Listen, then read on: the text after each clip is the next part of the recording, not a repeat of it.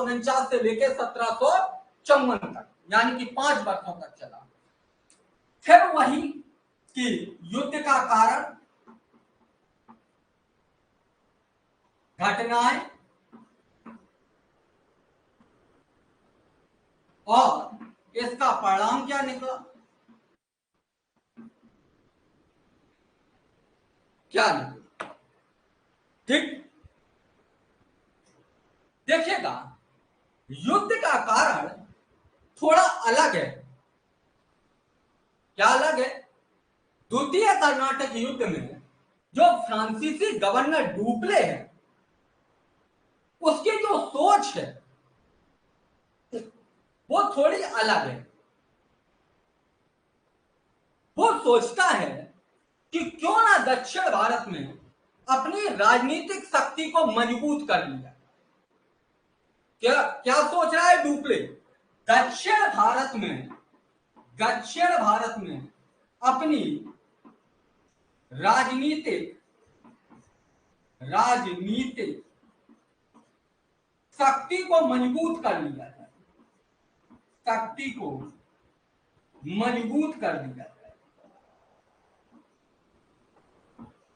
कर लिया जाए। ये कौन है? डुप्ले ये बात सोच रहा है। डुप्ले क्या सोच रहा है कि दक्षिण भारत में अपनी राजनीतिक शक्ति को मजबूत कर लिया।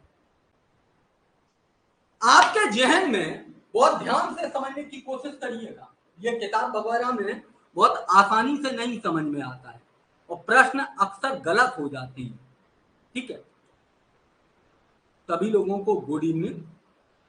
ठीक है, हाँ, अब यह दक्षिण भारत में राजनीतिक शक्ति को कैसे मजबूत किया जाएगा,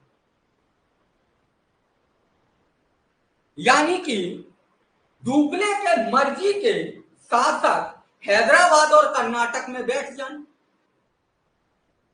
तभी तो होगा। है? राजनीतिक शक्ति कब मजबूत होगी? जब डुप्ले के कठपुतली के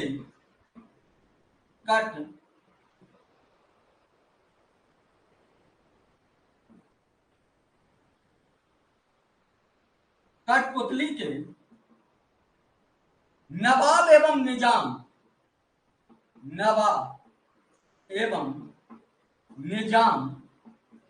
बैठ जाएं, यानी कि ये शासन संभाल लें। कैसे? जो डुप्ले के कठपुतली के नवाब, यानी कि हैदराबाद का नवाब कैसा हो? डुप्ले के अनुसार हो। कर्नाटक का जो निजाम हो वो डुप्ले के अनुसार हो। अभी हमने देखा था कि प्रथम कर्नाटक युद्ध में डुप्ले का निजाम के साथ में 36 का आंकड़ा चल रहा है। जो अनवरुद्दीन के साथ में डुप्ले की लड़ाई चल रही है या नहीं? बताओ गुरु। हेलो, नमस्ते। अभी मैं क्लास में हूँ।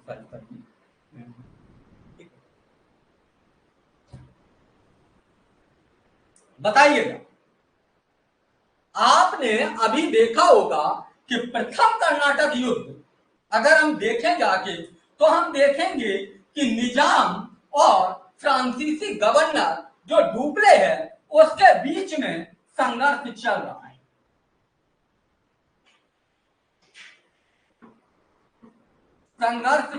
है। यानी कि दोनों के बीच में 36 का आंकड़ा है। हमारी भाषा में कहें 36 का आंकड़ा, यानी कि एक दूसरे को देखना पसंद भी नहीं करते। ये अच्छा, हैदराबाद में ऐसा क्या हुआ कि हैदराबाद को लेकर डुप्ले का विचार बदल रहा है? यहां का तो मैं मान सकता हूं कि कर्नाटक को लेकर इसका 36 का आंकड़ा है। हैदराबाद में ऐसा क्या हुआ? हैदराबाद में 1748 में यहां का कौन था नवाब? आप लोग कमेंट करके बताइए, हैदराबाद का अभी तक नवाब कौन था? बताओ। पिछली क्लास में बताया था, निजाम मुल्क आसफ जहां, यही तो हैदराबाद का नवाब था। है? यस। हैदराबाद के नवाब की मृत्यु हो गई। नवाब की मृत्यु हो गई। हाँ, यस, आसफ जहां।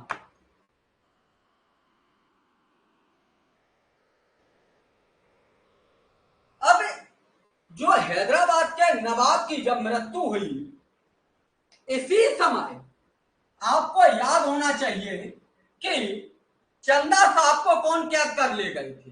बताओ, चंदा साहब को कौन कैद करके ले गए थे? आप लोग बताइएगा। चंदा साहब अभी तक किसके कैद में था? अगर आप लोग ये बता रहे हैं तो मैं मान के चलूंगा इतिहास में आपको इंटरेस्ट आ रहा है।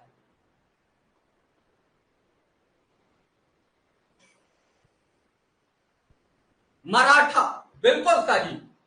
मराठाओं ने 1748 में चंदा साहब को रिहा कर दिया।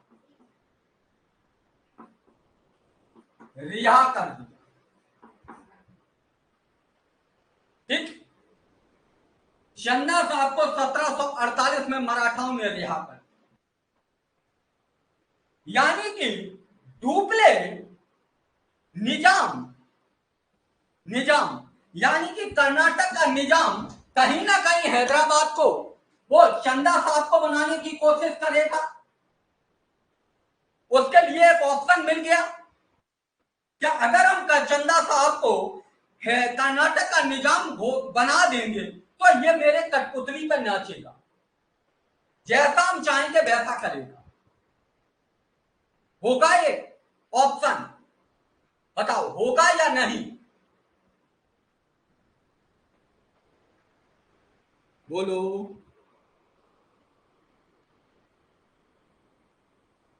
कहानी समझो गुरु, इतिहास ऐसे नहीं पढ़ा जाता है, इतिहास को समझा जाता है।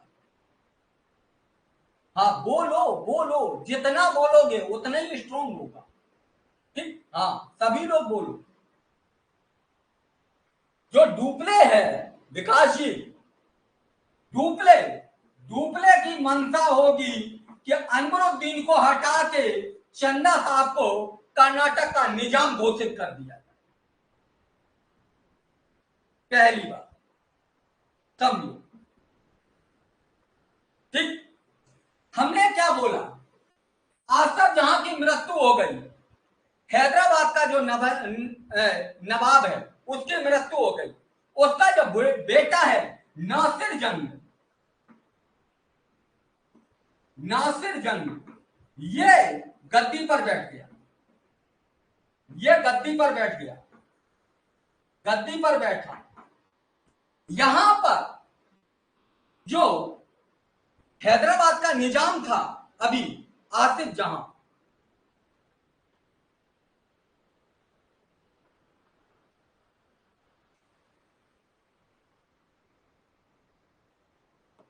ठीक है, हैदराबाद का जो निजाम था आसिफ जहां, इसका लड़का नासिर जंग जैसे गद्दी पर बैठा, यहां पर इसका जो भतीजा, इसका जो चचेरा भाई है मुजफ्फर जंग, अरे गुरु, मुजफ्फर जंग वो हैदराबाद के नवाब बनने का दावा ठोकने लगा। वो क्या कहने लगा कि हैदराबाद का नवाब मैं बनूंगा। डुप्ले ने हैदराबाद का नवाब इसको बनाने के लिए संरक्षण देगा। डुप्ले को हैदराबाद प्लस कर्नाटक के लिए दो कठपुतली के शासक मिल चुके हैं। अगर हम देखें तो डुप्ले कर्नाटक में, वो हैदराबाद में मुजफ्फर जंग को यहां का नवाब घोषित करेगा और यहां का निजाम चंदा साहब को घोषित करेगा। यह डुप्ले के मन का गठित वो है, तभी तो उसकी राजनीतिक शक्ति मजबूत होगी। बताओ, तभी तो उसका कठपुतली का नवाब बैठेगा। यस या नो? डुप्ले की मंशा को समझो। तभी एक इतिहासकार कहते हैं कि डुप्ले जिस चाबी की खोज दक्षिण भारत में कर रहा था, वही चाबी की खोज रॉबर्ट क्लाइव ने बंगाल में खोज निकाली। ठीक, यहां तक बात क्लियर है। द्वितीय कर्नाटक युद्ध में हैदराबाद और कर्नाटक में उत्तराधिकार के पद को लेकर विवाद चल रहा था। डुप्ले ने यहां पर अपनी राजनीतिक शक्ति को मजबूत करने के लिए इसको भुनाने की कोशिश की, और डुप्ले ने इसी मंशा के तहत में क्या किया? हैदराबाद का निजाम मुजफ्फर जंग प्लस वो हैदराबाद का नवाब मुजफ्फर जंग प्लस कर्नाटक का निजाम चंदा साहब को बनाने की कोशिश कर रहा है।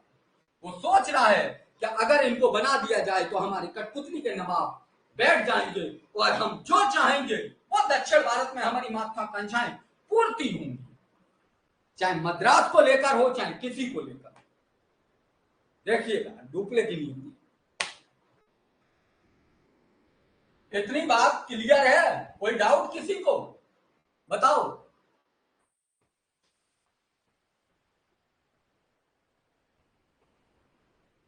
हाँ,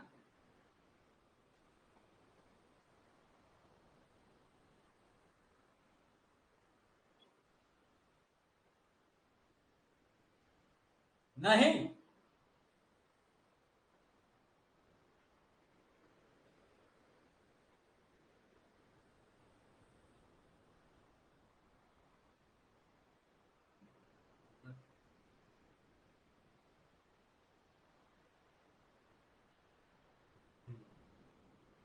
समझ में नहीं आ रहा है तो आप दोबारा से क्लास देखना, ठीक है?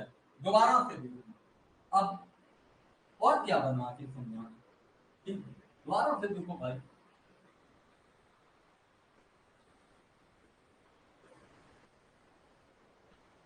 एक बार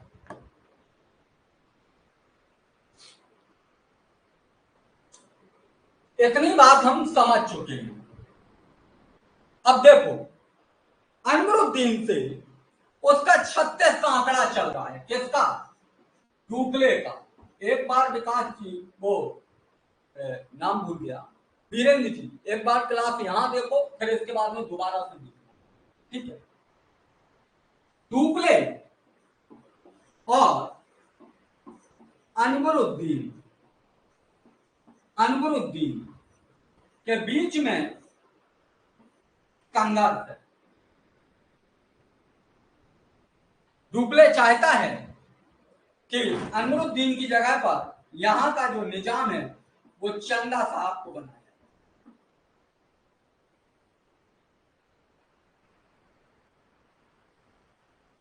कहां का? कर्नाटक। कर्नाटक का निजाम अभी अनवरुद्दीन है।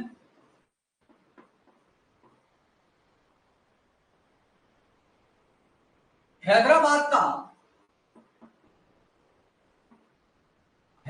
का नवाब की मृत्यु हो गई और हैदराबाद के का जो नवाब है वो अब कौन बना? तो आप कहेंगे नासिर जंग, इसका बेटा नासिर जंग। लेकिन दावा कौन गद्दी पर बैठ रहा है? भतीजा इसका चचेरा भाई।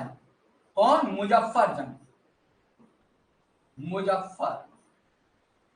जंग ये दावा कर रहा है गद्दी पर हम बैठे।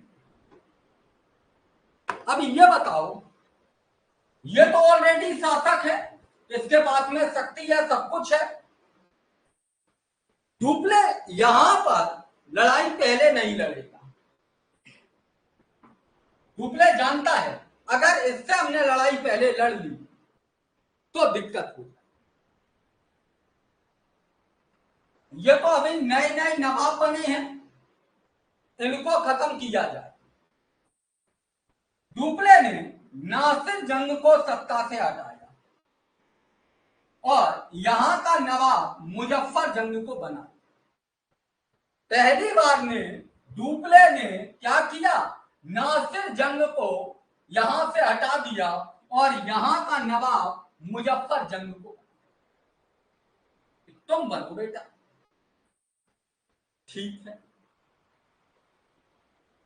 पहली बार आक्रमण या पहली बार डुप्ले ने किसको निजाम वो नवाब बनाया, तो आप कहेंगे हैदराबाद के नवाब। ठीक, अच्छा। अब दूसरा उसका क्या है मुकाम, अनवरुद्दीन को गद्दी से हटाना है। अनवरुद्दीन को गद्दी से हटाना है, यही तो है उसका। चंदा साहब को गद्दी पर बैठाना है। हमने क्या बोला, अभी अभी नया नया शासक बना है, इसको इतना ज्यादा ज्ञान नहीं है। ये कब से बना हुआ अनवरुद्दीन शासक, लंबे समय से। ये एक लड़ाई भी डुप्ले से लड़ चुका है जिसमें अनवरुद्दीन की हार हुई है। अनवरुद्दीन सचेत भी होगा, अगर डुप्ले यहां पर डायरेक्ट संघर्ष करता है चंदा साहब को लेकर, तो कहीं ना कहीं डुप्ले की हार होगी। इसलिए डुप्ले ने पहली बार नासिर जंग को सत्ता से हटाया, मुजफ्फर जंग को बैठाया, फिर एक त्रिकोणीय मोर्चा बनाया। त्रिकोणीय मोर्चा बनाने का मतलब होता है तीन शक्तियों का मिलना। कौन मिला आके, मुजफ्फर जंग मिलेगा, क्योंकि इसी को बैठाया था। तो डुप्ले, मुजफ्फर जंग और चंदा साहब के लिए तो लड़ाई लड़ने जा रहे हैं चंदा साहब। इन तीनों ने एक संयुक्त सेना बनाई। क्या बनाई, संयुक्त सेना। और इस संयुक्त सेना ने अनवरुद्दीन के ऊपर आक्रमण किया। क्या किया, अनवरुद्दीन के ऊपर आक्रमण किया। यानी कि इसी लड़ाई को हम अंबूर की लड़ाई के नाम से जानते हैं। अंबूर की लड़ाई, अंबूर की लड़ाई गुरु कब हुई अंबूर की लड़ाई, 1749 में। 1749 अंबूर की लड़ाई में जब इन्होंने संयुक्त मोर्चा ने डुप्ले, मुजफ्फर जंग, चंदा साहब की तीनों सेना ने मिलकर अनवरुद्दीन के ऊपर आक्रमण किया और इसी आक्रमण को अंबूर की लड़ाई के नाम से जानते हैं। और अनवरुद्दीन मारा गया। इधर नासिर जंग भी खत्म, इधर अनवरुद्दीन भी खत्म। ठीक, इनका जो बेटा था, इस बेटे का नाम क्या था, एक मिनट, मोहम्मद अली, याद रखना, मोहम्मद अली। मोहम्मद अली ये किसका बेटा है, अनवरुद्दीन का ये बेटा है। ये ना कहीं गद्दी पर बैठ जाए, ये डर के मारे तिरचनापल्ली के दुर्ग में छुप गया। क्या, तिरचनापल्ली के दुर्ग में छुप गया। यानी कि तिरचनापल्ली के किले में ये छुप गया। कौन, मोहम्मद अली। यहां का शासक कौन बना, अब यहां का राजा कौन बन गया है, चंदा साहब। कहां का, आप कहेंगे कर्नाटक का। कर्नाटक का निजाम अब कौन बन गया है, चंदा साहब। इतनी कहानी क्लियर है, बताओ, इतनी कहानी क्लियर है।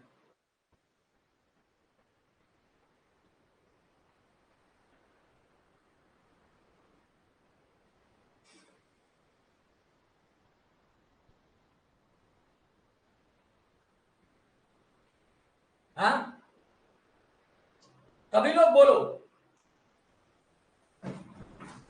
भैया, ये कहानी क्लियर है?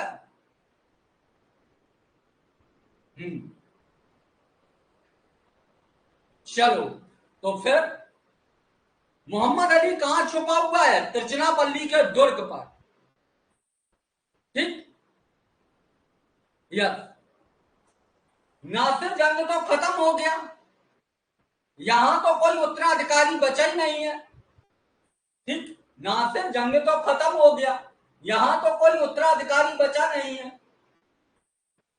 नासिर जंग का बेटा था, एक मिनट, नासिर जंग का बेटा,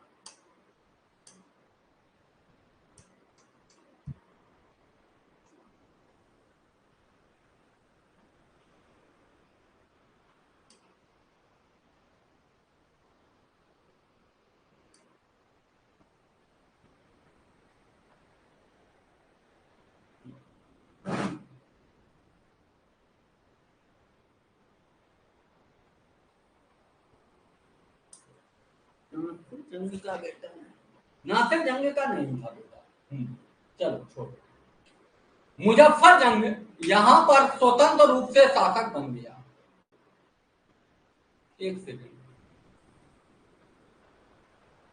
एक मिनट।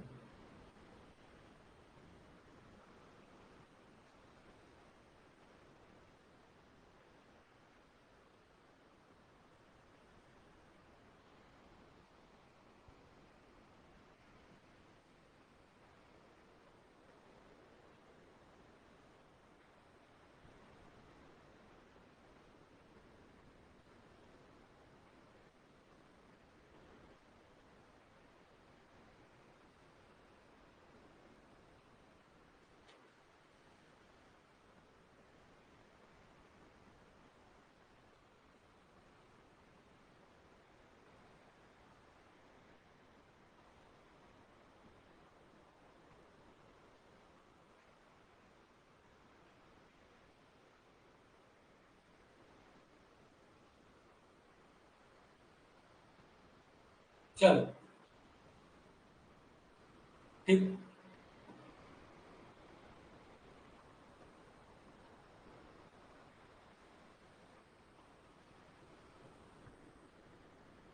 तलावत जंग उसका भाई है। ठीक है, तलावत जंग उसका भाई है। ठीक, नासिर जंग का बेटा नहीं है, उसका भाई है। ठीक है, सलावत जंग, नासिर जंग का।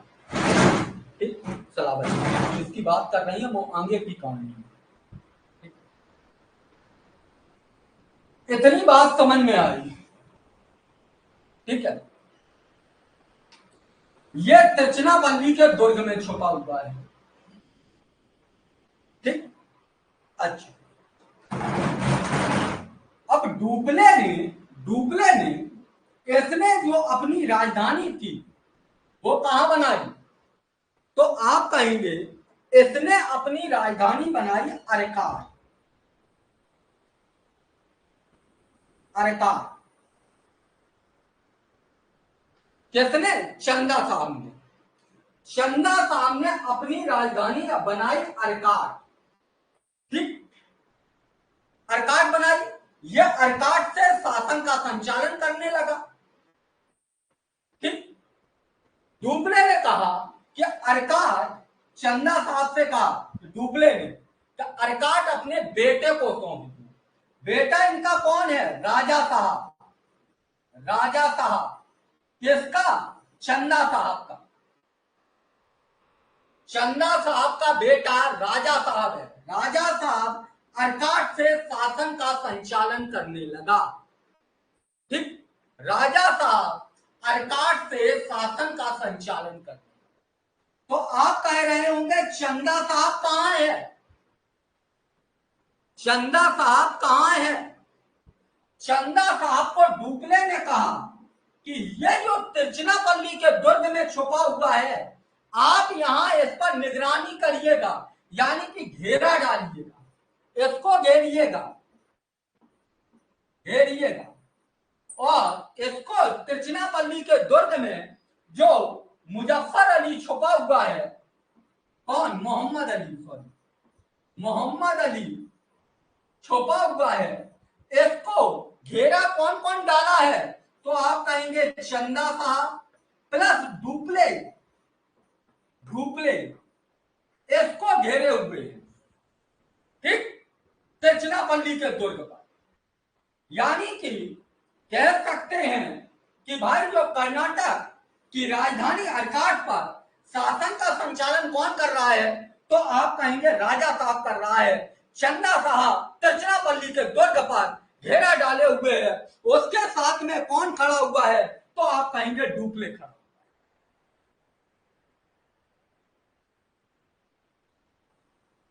अब इसका एक भाई था तलावत जंग,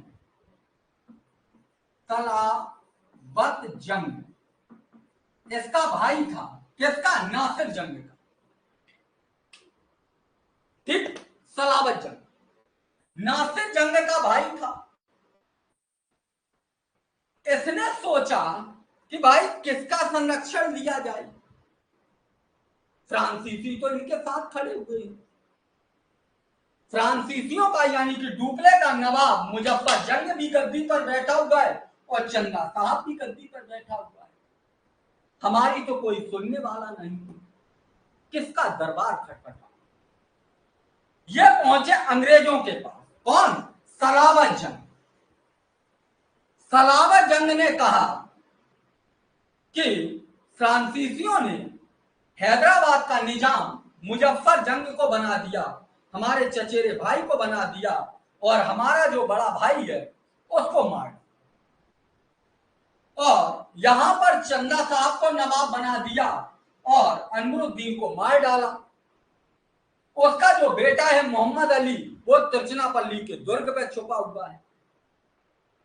हमारी दोनों ही तरीके से राजनीतिक शक्तियां जा चुकी हैं। आप कुछ कीजिए। रॉबर्ट क्लाइव बुद्धि का बहुत धनी व्यक्ति था। अपनी की बुद्धि के बल पर ही वह क्लर्क के पद से सिंहासन पर बैठ गए। उसने सुना, सलावत जंग से कहा, रो धो ना, बुद्धि से काम लो, विवेक से। उसने अपनी सेना से कहा कि ऐसा करिएगा, आप अर्काट पर हमला कीजिए।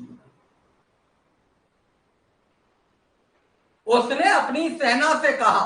किसने? रॉबर्ट क्लाइव ने। रॉबर्ट क्लाइव जब सलावत जंग रॉबर्ट क्लाइव के पास में अपना दुखड़ा रोया तो रॉबर्ट क्लाइव ने विश्वास दिलाया कि आपको राजनीतिक सत्ता दिला देंगे, आप चिंता मत कीजिएगा।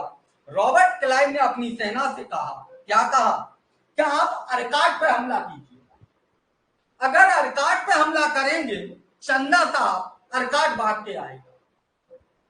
आधी सेना तिरचनापल्ली के दुर्ग पर हमला कर दे तो डूबने भी खत्म हो जाएगा, क्योंकि आधी आधी सेना बढ़ जाएगी। और इधर हम इसको चंदा साहब को भी खत्म कर देंगे, ठीक। इधर हम डुबले को भी खत्म कर देंगे, इधर चंदा साहब को भी खत्म कर देंगे। यह रॉबर्ट क्लाइव ने अपने दिमाग में सोचा और अपनी सेना से कहा। और जो रॉबर्ट क्लाइव ने सोचा था कि इस नीति के तहत में हम चंदा साहब और डुप्ले को दोनों को खत्म कर सकते हैं, वही हुआ। रॉबर्ट क्लाइव या अंग्रेजों की सेना ने अर्काट पर हमला किया। अर्काट पर जैसे ही हमला किया वैसे ही राजा साहब को मार डाला। इनकी कहानी खत्म। यह खबर पहुंची तिरचनापल्ली। डुप्ले बोला कि भाग के जाओ, अर्काट को बचाओ। किससे? रॉबर्ट क्लाइव से, वो चंदा साहब से। डुप्ले ने कहा भाग के जाओ, अर्काट को बचाओ। ये यहां से भागे अपनी सेना लेकर। बीच में पड़ता था तंजौर, तंजौर के राजा ने इनकी हत्या कर दी पीछे ही में, चंदा साहब को निपटा दिया। चंदा साहब समा, इधर आदि सेना ने डुपले पर हमला किया, तो यहां मोहम्मद अली तिरचिनापल्ली के दुर्ग से रिहा हो जाता है और मोहम्मद अली को कर्नाटक का नवाब, कर्नाटक का निजाम अंग्रेज घोषित कर दिया। कर्नाटक का निजाम अंग्रेज कैसे बना देते हैं, तो आप कहेंगे मोहम्मद अली को बना। यहां तक बात क्लियर है।